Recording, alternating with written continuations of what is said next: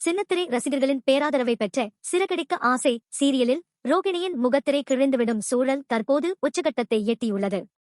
இதுவரைதான் ஒரு வசதியான வீட்டுப் பெண் என்று தொடங்கி தன் அம்மா வேலை என பல பொய்களை அடுக்கி வந்த ரோகிணி தனக்கு ஏற்கனவே திருமணமாகி ஒரு குழந்தை இருக்கும் உண்மையை மட்டும் மிகவும் ரகசியமாக பாதுகாத்து வந்தார். ஆனால் தற்செயலாக இந்த உண்மை மீனாவுக்கு தெரியவர சீரியலின் விறுவிறுப்பு பல மடங்கு அதிகரித்தது. மீனா அவ்வப்போது ரோகிணியை எச்சரிப்பதும் உண்மையை வீட்டில் சொல்லிவிடுவேன் என்று மிரட்டுவதும் ரோகிணிக்கு தீராத தலைவலியை தந்து வந்தது. இருப்பினும் மீனாவை ஏதோ ஒரு வகையில் சமாதானம் செய்து அல்லது உணர்வு ரீதியாக கட்டி போட்டு உண்மையை வெளிவராமல் தற்காலிகமாக ரோகிணி தடுத்து நிறுத்தினார். ஆனால் கதையின் அடுத்த அதிரடி திருப்பமாக ரோகிணியின் இந்த ரகசிய திருமண விவகாரம் முத்துவுக்கு தெரிய வந்துள்ளது. சீரியலில் முத்துவின் கதாபாத்திரம் என்பது எப்போதும் அநீதியை கண்டு பொங்குவதாகவும் பொய்களை வேரோடு அறுத்தெறியும் குணம் கொண்டதாகவும் வடிவமைக்கப்பட்டுள்ளது. முத்துவுக்கு இந்த உண்மை தெரிந்துவிட்டால் அவர் ஒருபோதும் அமைதியாக இருக்க மாட்டார் என்பதும் இந்த வீட்டை விட்டு ரோகிணியை வெளியேற்றும் வரை ஓயமாட்டார் என்பதும் ரோகிணிக்கு நன்றாகவே தெரியும். இதனால் முத்துவின் வருகையும் அவர் சேகரிக்கும் ஆதாரங்களும் ரோகிணியின் நிம்மதியை குலைத்து அவரை ஒருவிதமான தற்காப்பு பயத்திற்குள் தள்ளியுள்ளன. முத்து இருக்கும் வரை இந்த வீட்டில்தான் நிம்மதியாக வலம் வர முடியாது என்பதையும் தன் கௌரவம் மற்றும் வாழ்க்கை ஒரு நொடியில் சிதைந்துவிடும் என்பதையும் உணர்ந்த ரோகிணி ஒரு விபரீதமான முடிவை எடுக்க வாய்ப்புள்ளதாக தெரிகிறது.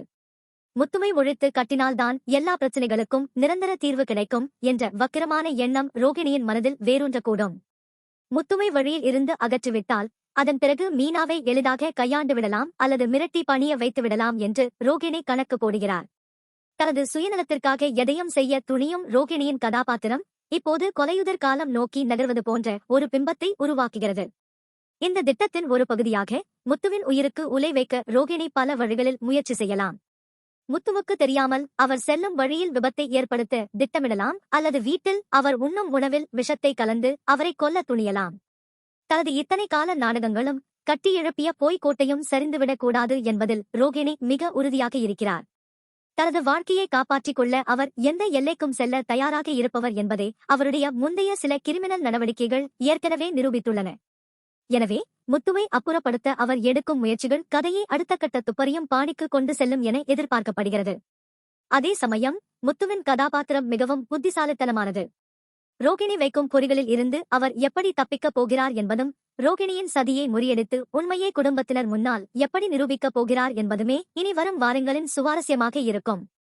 ஒரு குற்றவாளியைப் போல திட்டமிடும் ரோகிணிக்கும் யதார்த்தமான அதே சமயம் கூர்மையான அறிவு கொண்ட முத்துவுக்கும் இடையிலான இந்த நேரடி யுத்தம் சீரியலின் டிஆர்பி ரேட்டிங்கை எகிர வைக்கும் என்பதில் ஐயமில்லை.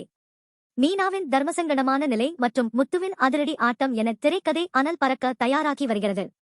இருப்பினும் இந்த விறுவிறுப்பான கற்பனை திருப்பங்கள் ஒருபுறம் இருந்தாலும் சீரியல் இயக்குனர் மற்றும் கதாசிரியர் மனதிற்குள் என்ன மாதிரியான முடிவை வைத்துள்ளனர் என்பது சஸ்பென்ஸாகவே உள்ளது. ரோகிணி உண்மையில் கொலை முயற்சியில் ஈடுபடுவாரா அல்லது முத்துவே தந்திரமாக அவரை பிடிக்கப் போகிறாரா என்பதை பொறுத்திருந்துதான் பார்க்க வேண்டும்.